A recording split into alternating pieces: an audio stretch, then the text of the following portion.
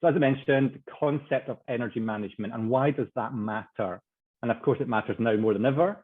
The mental processes that tend to drain our energy more, techniques to increase our mental capacity, and how do we actually use these concepts to improve our productivity, the quality of our decision making, which of course is key in respect of the types of roles that we're talking about, and how do we avoid getting on that slippery slope to exhaustion and be at risk of burnout. So that's what we're going to cover off in the session. And just to ease ourselves into this, we're going to start with a simple poll. And that's just to get us thinking about actually what are our energy levels at the moment? You know, so on this sort of graph here, 1 being we're actually pretty exhausted. We don't have much to give. And on 6 being actually this morning, we're feeling really full of beans. We've got loads of energy. So that's the sort of scale that we're going to ask you to simply respond to when Tessa puts up a poll just now. So as with technology, often the poll is actually inactive currently. So I thought, as we're just, you know, all gathered here, it might be interesting if you're happy to come off camera or just type in the chat on 1 to 6, where would you rate your energy levels? Great, so we've got a few people responding. So yeah, 4 and 3 seems the most common, maximum of 3. Somewhere in the middle. Yeah, 2 to 3. Yeah, absolutely. So we have a bit of consistency. It's been tough over the last year or so, hasn't it? So I would say that was pretty typical. How are your levels of energy at the moment, Gary? Yeah, no, mine are okay this morning. You know, actually, I'm feeling quite energetic, so I'm pretty good, thank you. Probably I don't know, I'm going to be positive and go for a 5. I'm actually going for a 5 as well. Great. So what would be great is if you could just move on to the next slide, Gary. And we quite like to compare energy management to the way that you manage your mobile phone battery life. So we're all very aware of the concept of time management, but energy is a limited resource, and we don't let our mobile phones run out of energy easily, do we? We kind of take action. We might stop streaming YouTube or stop using the sat nav if we know we've only got 10% battery left on our mobile phones. Or like me, you panic when you've plugged it into recharge and you realize you haven't actually plugged it in properly. Yeah. Exactly.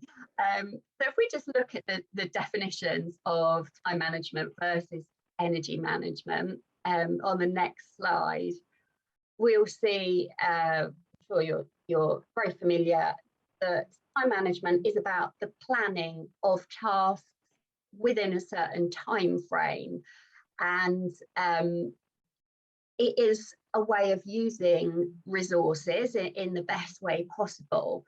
But energy management builds on that concept and adds in another dimension.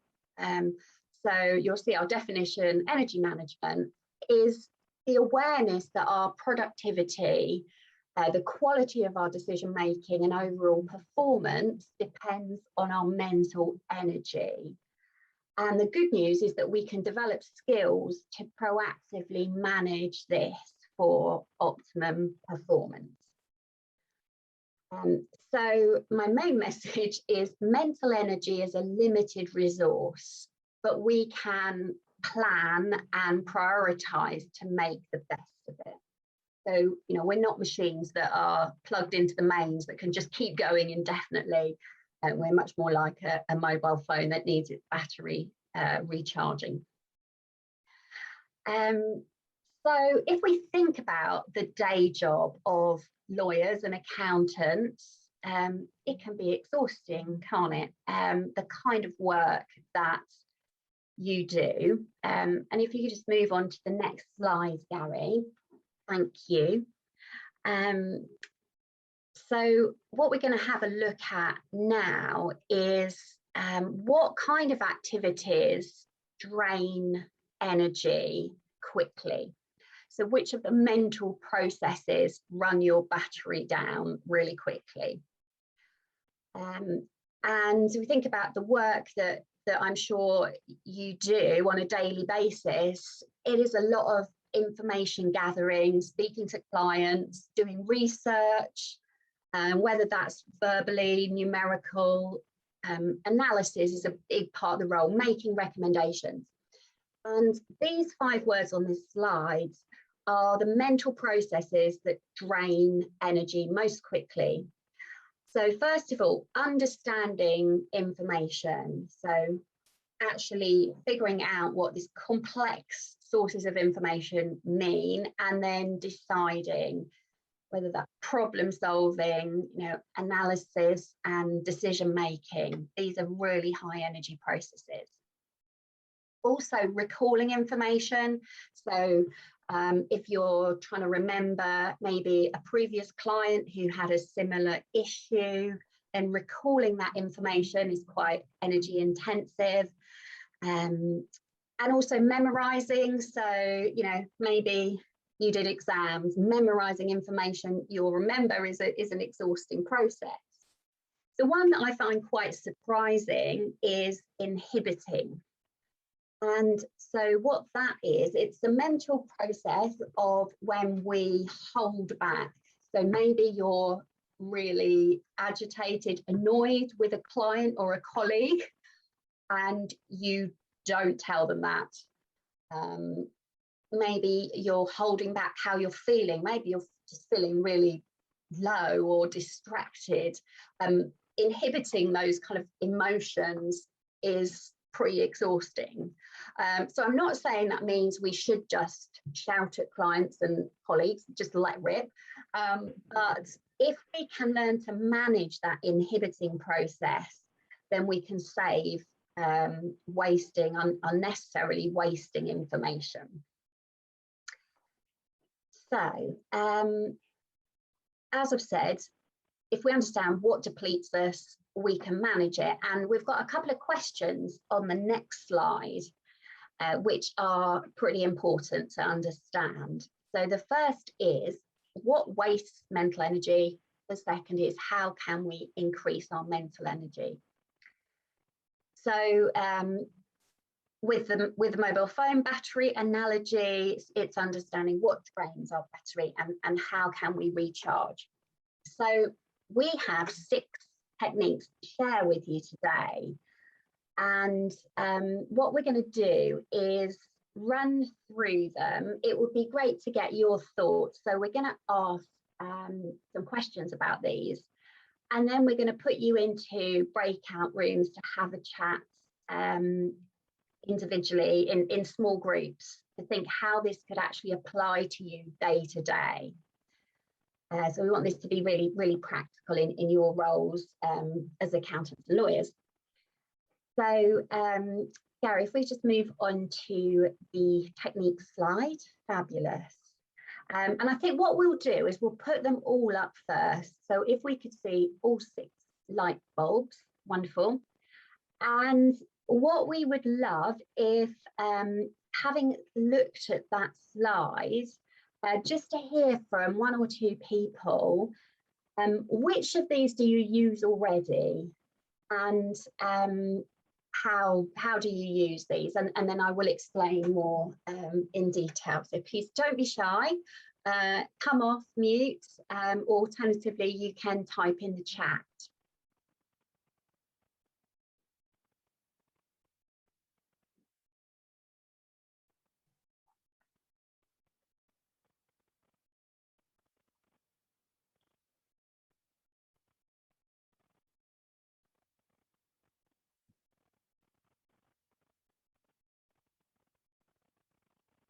So any thoughts, anybody, about how you might use these? Maybe I'm going to have to explain. Oh, Jenny, excellent. I can see you're coming off mute. Thank you. Well, firstly, I'd like to say I feel like a bit of a fraud because I'm clearly not a lawyer or an accountant.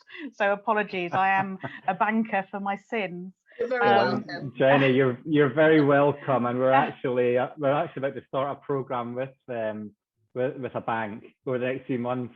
Oh, so excellent. Well, I'll be ahead of the game. Yeah, exactly. It really does relate to that world as well, so don't worry. I was just going to add that the bulb that I probably don't use as often as I should use is the give yourself permission to recharge. We all know that how many of us sit at our desk and eat a sandwich whilst we're working, thinking that aren't we great because we're so dedicated and we're going to do all this work. Whereas I know that when I do take a break, particularly during lockdown, going for a walk at lunchtime did make a big difference to my energy levels in the afternoon. But I have slipped back into old habits, I have to say, now the world has started to go back to more of a normal world. Yeah, brilliant. Thanks, Jenny. I think, and that's why I was quite careful with the wording on this slide. Giving ourselves permission, I think, is really important. So, and also I very deliberately used the word recharge because people find the word breaks pretty difficult to swallow sometimes. So it's not that we're just being lazy and slacking. It's actually really important for productivity and to help us regenerate our energy. So yeah, great. And I think also how many of us didn't take holidays over the last 18 months when perhaps we should have done, even though there was not necessarily anywhere very interesting to go. I think this is also a similar thing. Any comments in on the chat, Gary? Yeah, so thank you, Paul. I think you're dialed in from a device I saw earlier in the comments, so I appreciate you using chat. So Paul, capture of ideas, having a notebook or an Excel doc handy to note down ideas, thoughts that need to develop that you don't have time to, and it helps stop procrastination. Yeah, brilliant. Yeah, so I think intuitively we might do that so that we don't forget the ideas. But what's actually happening in the brain when we have those ideas or actions in our head, they're just kind of sitting there taking up energy, they're taking up space that then is not available for other mental processes. So from a brain point of view, it is a real benefit to get to note things down. So whether that is noting down, like doing a mind map to get ideas down, jotting it down in a notepad, or maybe just taking a voice memo on your phone. So that is a good one. And I think I saw there was one other, was there, Gary? Hold on a second. Henrik, thanks, Henrik. I use a lot this say what you think and feel, but not sure it works. With a little pondering emoji by Henrik there. Yeah. So perhaps I'll explain what I mean by that. So this goes back to the inhibiting process that I spoke about earlier. That was one of those 5 drains of mental energy. So research shows that if we do say what we think and feel, we are saving ourselves that, carrying those unspoken worries or opinions, again, are kind of draining energy in the background. But I think it's important that, we do want to be our authentic selves and speak the truth, but there is a right and a wrong way, perhaps a more skilled and less skilled way to do that.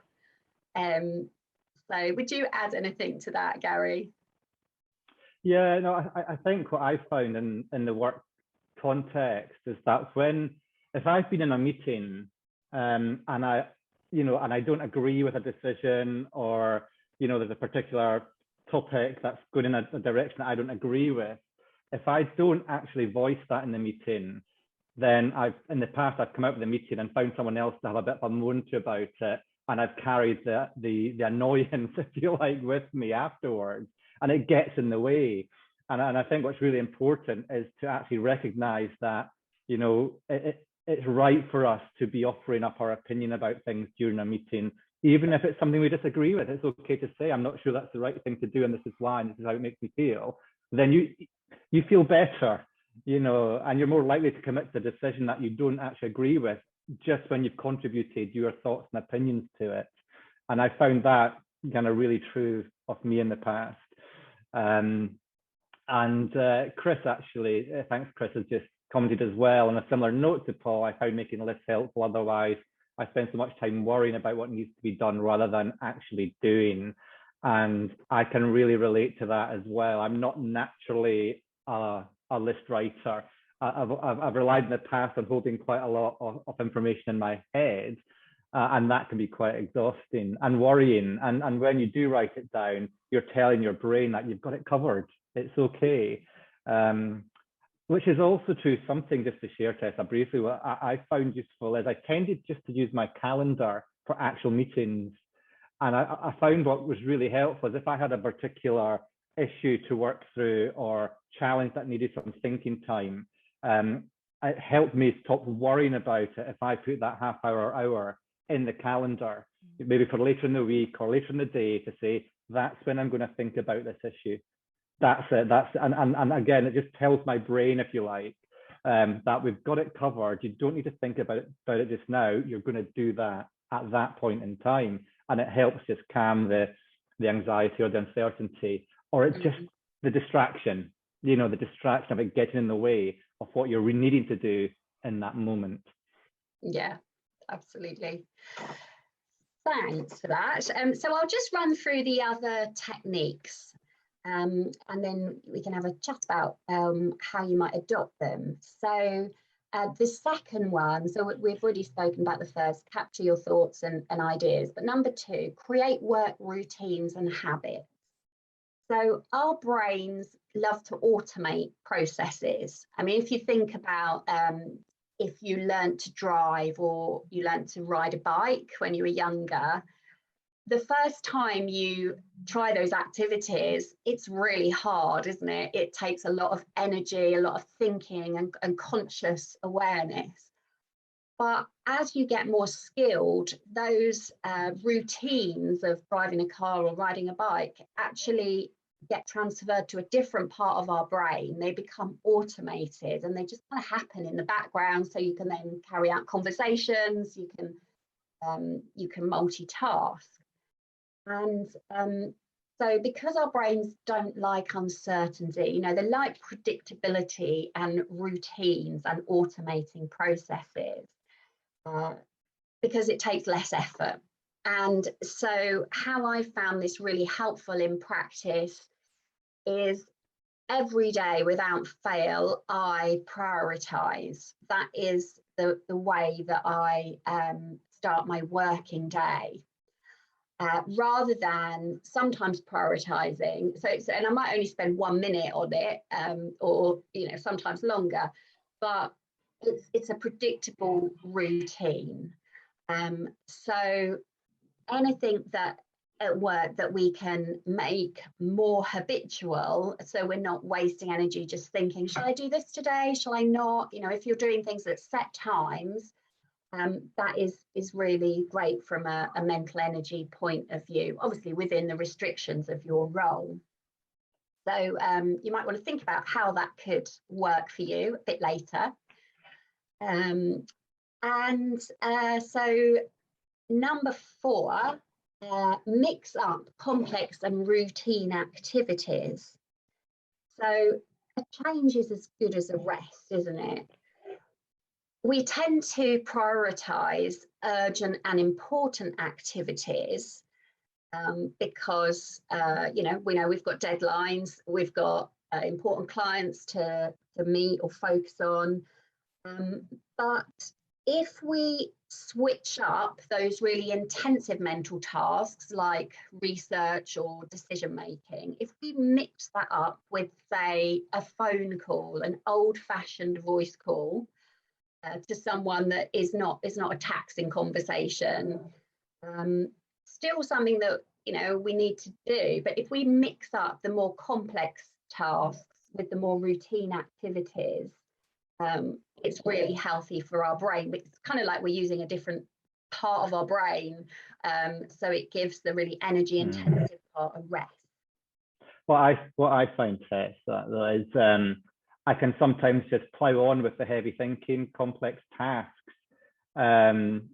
So in our world, if I'm doing a sort of being creative with design work or presentations, sometimes it's just not happening, you know.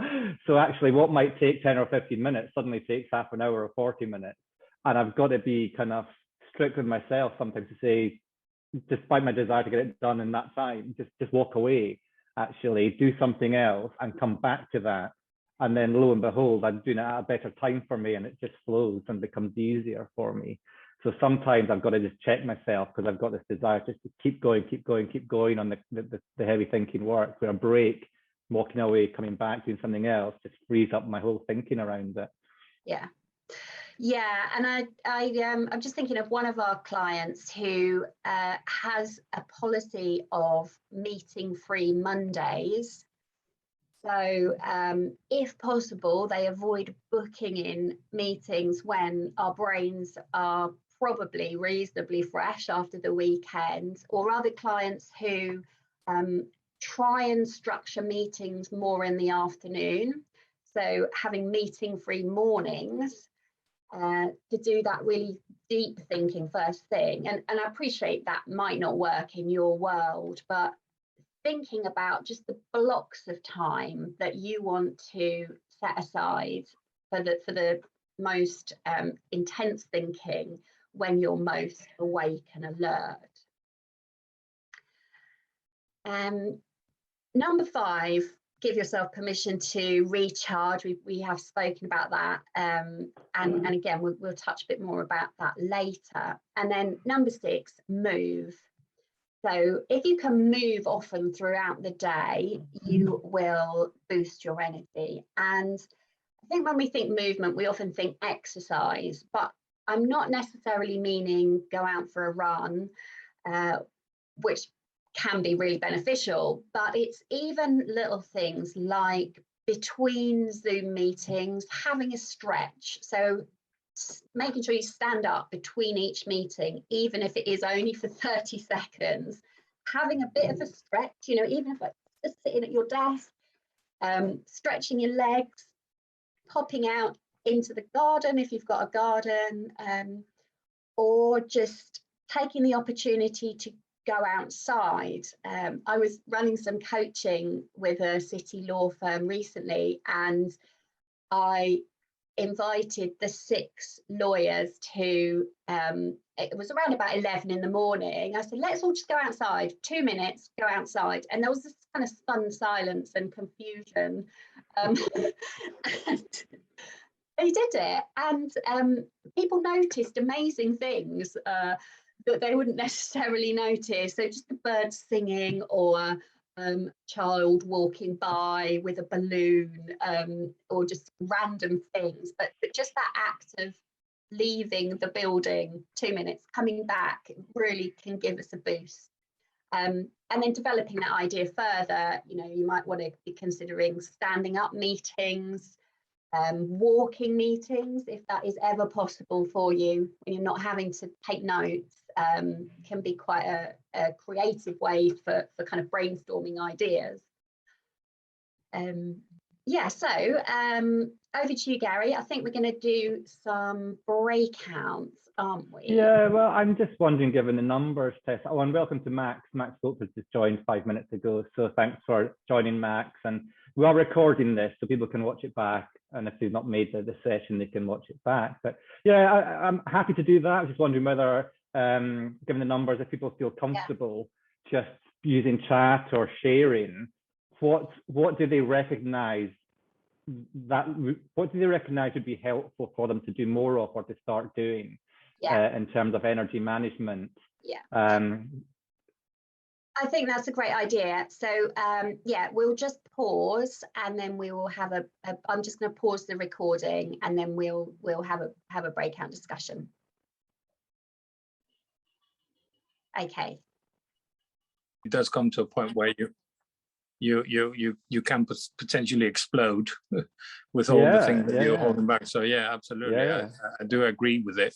It's just that I work for a medium large corporate, and then it's a little bit difficult because sometimes the decision makers sit very far away from the people that are actually in the meeting, and that's where I can see that it's a challenging situation. No, I'm completely with you on that, Henrik. And when I've worked for large corporates and the decision making has been removed, maybe there's a restructure or different things happening that people don't feel part of. Even if we create the space for that team to say, okay, so this is happening, let's talk about that as a team. What does that mean for us? How do we feel about it? Even just having that process really, really helps people. So I would encourage people to think about how do they kind of share how they're feeling about stuff, what they're thinking about stuff, even if it's an example where nothing's really going to change because a big strategic decision's been made, but it's having an impact on you. So then it becomes, how do you actually best look after each other as a team, as colleagues, as peers, you know, and it becomes more productive rather than actually unhealthy and, you know, damaging. So yeah, but I hear what you're saying. It's a difficult situation. But what Tessa is sharing about the science behind that and how the brain works, if we hold these thoughts inside of us, that's inhibiting, and that is energy sapping and gets in the way of other stuff that we want to be doing. That's the principle of it anyway, Henry, but it can be difficult. Gary, I think that leads quite nicely onto the next slide, doesn't it? And working with others. Well, yeah, because we also recognise that another real source of distraction and us losing our energy actually is relationships at work. And we don't have time today to look too much into boundary management, but looking at actually, do you have healthy boundaries at work? Or are you taking on things that aren't your responsibility or almost helping out too much? And so I wanted to share a really kind of simple and specific way of managing those situations where you might have somebody coming to you regularly and just looking for you to either own the problem or for you to provide the answer. And you get into this pattern where they're saving their energy and you're losing your energy. It's been sapped. And it's not good for either person, actually, which we'll come on to. And I've used this a fair bit in terms of helping people develop coaching styles of leadership, for example, but it really applies to different situations. And there's this 3-question technique, which you can have a play with. You can use some slightly different language. And it's simply when someone comes to you asking you for the answer, then simply ask, what's the issue that we're dealing with here? You know, what options are there, do you think? And what are the different ways you might approach this? And then ask them, what's your preference? What do you think you should do? What do you want to do? And you're just enabling them. And this can happen in a 1 minute, 2 minute conversation, or it can be a bit deeper depending upon the issue. But you're encouraging them to actually say, okay, well, what is the problem here? What am I faced with? What can I do about it? What do I want to do? What's the preference? And it's a really, really impactful way of honoring the fact that they are responsible for the particular issue in the first place. You're helping them work through it. You're helping build their confidence. And what happens over time is, and I've seen this a number of times, as the individual starts feeling and recognizing that they actually have the gift within themselves to own the problem and to deal with it. They can come up with the answers themselves.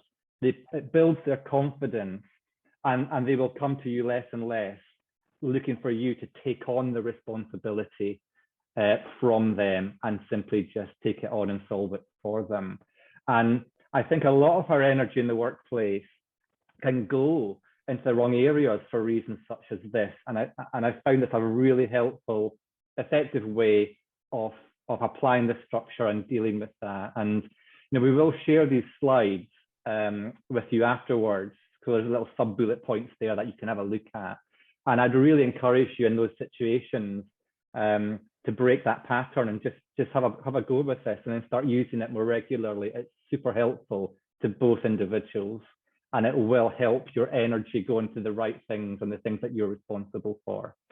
So that's something that we wanted to share with you today. Great. And there's one other sort of tip or model that we wanted to share with you, which we find really resonates with a lot of clients. And this is a way of looking at avoiding burnout. And we call this strategic recovery. And this model looks at the relationship between energy levels and the action you take. So top athletes aim to stay on the right-hand side of this model. So they spend time in high performance and strategic recovery. So I'm just thinking about the US Open, you know, they play their matches and then the focus is all about recovery for the next burst of productivity. And we can use this as a way to think about, it's kind of building on what we were talking about before, about giving yourself permission to recharge. But I know in my own case, for example, I was doing pretty well managing my energy levels when I was a tax consultant. Even though the clients were pretty demanding, I really only had myself to think about. But when I had my daughter and had other caring responsibilities, I found it really was much more difficult. And when my energy started to drop, I moved over to the left-hand side of this model, stress, overwhelm, because I wasn't taking the right kinds of actions. So typically, when we're feeling the pressure, what do? Well, some of us might drink more than we should. We might eat more chocolate that is possibly healthy. That's me. We might binge Netflix series till 2 a.m., give up the exercise because we're too tired. So that kind of negative action then means that as our energy drops further, we're more likely to fall into burnout. So the trick is to try and stay on the right-hand side of the model, that when our energy starts to fall, we take positive action and move into this strategic recovery phase. And strategic recovery could be just pausing for 1 minute, having a stretch, looking out the window, or it could be having a day off or a 2-week holiday. It's usually somewhere in between, I find helpful, but it's giving ourselves permission to recharge, whether that is rest or it's something that nourishes you and energizes you. So for me, I find painting quite energizing. For other people, it might be going for a run, reading a book. It's setting aside time to relax, re-engage. So yeah, and just noticing when we're working longer and longer hours, becoming less and less productive and maybe slipping into those habits as a warning sign to move into this strategic recovery phase. And I think as well, Tess, it's recognizing that it's counterproductive just to keep on ploughing on and not do some things that are going to help look after ourselves, isn't it? So for me, it's trying to break that, and I kind of much better than I used to be, but that guilt actually of taking 5 or 10 minutes to stand in the garden, or go for a walk. I have a lunch break and go for a 20-minute walk or whatever it might be. That's really helpful for me. But when you're busy, it's easy to think, but actually that's time that I could be spending with all this mountain of work that I've got over here. But it's counterproductive, isn't it? Because yes, carry on doing that mountain of work, but you'll be working more slowly. Quality of decision making is not as good. Your productivity actually drops. And I think for a lot of us in this culture, that's probably something that resonates, isn't it? It's recognizing the ways in which you be proactive to avoid stress, overwhelm, and potential burnout. Great. So I think it's time to wrap up, isn't it, Gary? Yeah, so we've shared the sort of 6 techniques, 6 ways in which you can take action to build your mental energy. We've shared the 3 questions technique as well, and we've shared the concept of strategic recovery, really important one. And we just want you to reflect, really, because we're always leave these sessions happy if we've helped raise awareness over this topic. We've helped give you some ideas that will work for you, and that you're going to do something different, big or small, as a result of this time. So our question to you is simply, what one thing, big or small, are you going to commit to doing after the session today that's going to be helpful for you? And please feel free just to pop that into chat, or for a small group, come off mute and just share if there's something you want to share. We're very happy either way. Well, it's a thoughtful question. So Henrik's mentioned, put some recovery actions in his diary, let's see how it works. And, that's really the start, isn't it? Where, as I mentioned before in the session, I used to only have time in my diary that was actual meetings with people.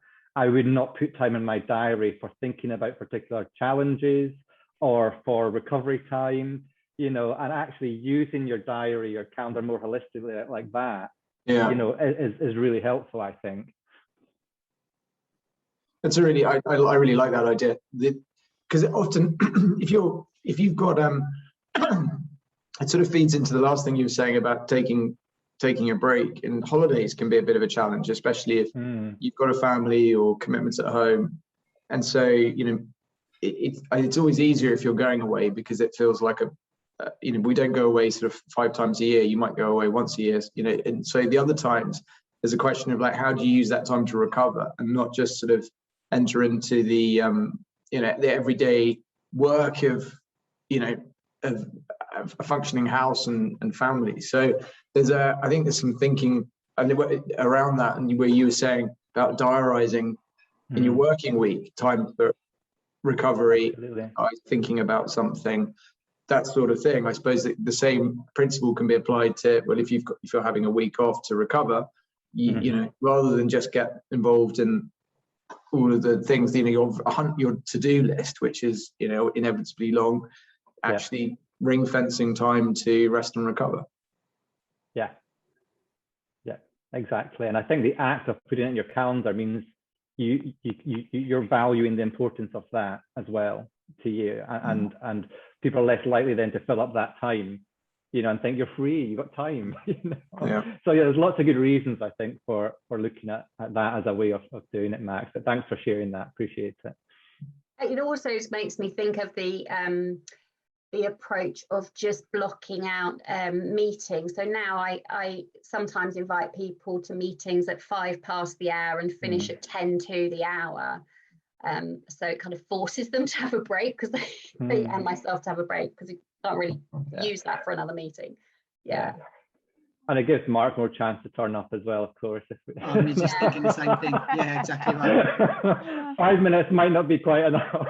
5 minutes isn't enough. I was just thinking, actually, I used to believe that the sort of downtime driving home in the car was a good thing, or to the office in the morning. But actually, when you've been stuck in the traffic for Reading for an hour, it's not downtime at all.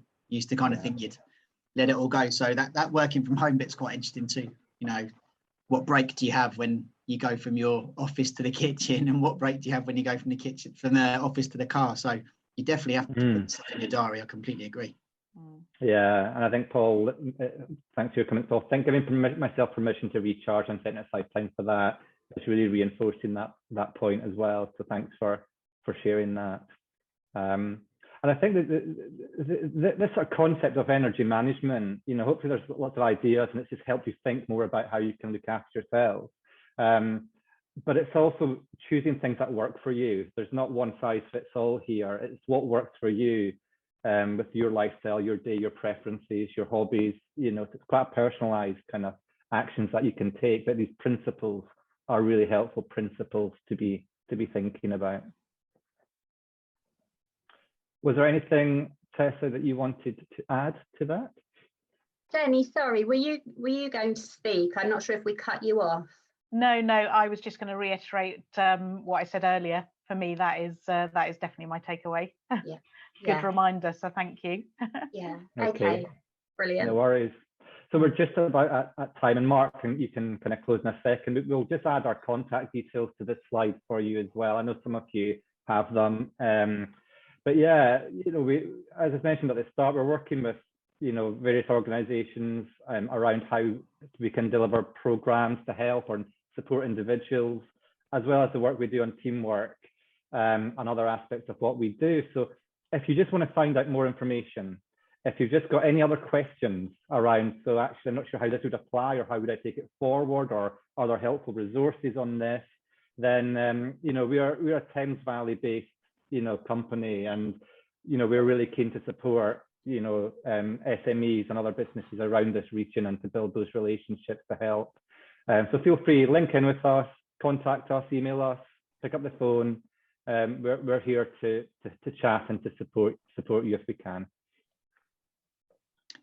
And just to say big thank you, Gary, Tessa, again, you know, you've been with us all the way through lockdown. It seems now you are kind of comfort blanket. So we go to you when we need some motivation and energy. So I personally, I mean, I know I only saw 15 minutes, but I've made lots of notes on that already. So I really appreciate it. And it's really good to see so many familiar faces who we've been working with as well. You know, I won't name you all, but lovely to see Jenny. Not seen you for ages, so nice to see your face amongst others as well. So lovely to see you all. And if there are things you'd like us to cover in future webinars, particularly, you know, Gary and Tessa, I'm sure would be involved in that, and others as well, please do let us know. We're going to be around for a while, hopefully, and it may well be webinar based for a while, it would appear. But if they'd like to do things in person, obviously delighted to do those too. So thanks for taking the time out this morning and giving yourselves the ability to do so. I really appreciate it. No worries. Well, thanks everyone for joining, and yeah, go well and have a good rest of the day.